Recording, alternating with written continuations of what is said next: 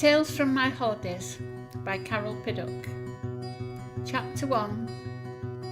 I have always wanted to travel the world, from being a child. When asked at school what I would like to do when I left, I always said I wanted to be an air stewardess, as they were then called, and fly the world. You can't do that, the teacher would say. To be an air hostess in the late 50s to early 60s, you had to be able to speak 2 languages, be at least 5'7" tall, and not weigh more than 11 stone. That was 50 years ago.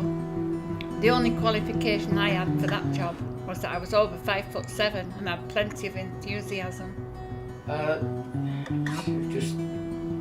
She loved travel. She visited China, Japan, Russia. She went all over the place. My first trip abroad was to Tunisia in the early 70s.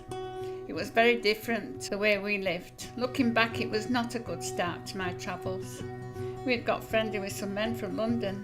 My friend was flirting, and the men knew more about life than we did. Carole's dad was George Best, not the famous one. The mum's called Eileen. I started out in Leeds.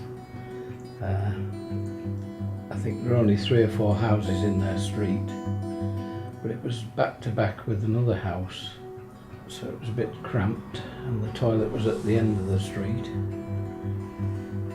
Basically, I think poor Thomas summed them up.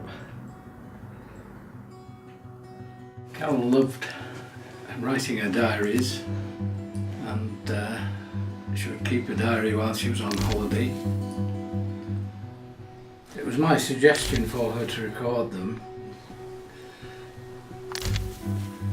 It seemed a good idea, and she did seem to take to it. The next day was our last. We went on a trip on the coach to the Bluebell Railway. After the trip behind the steam train, we went to some gardens and then returned to Brighton. Carole and I went for a walk on the pier. We had not had time before. We were covered in birdlime from the seagulls.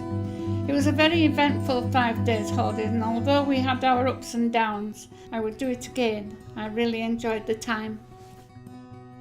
Hello, I'm Andrew.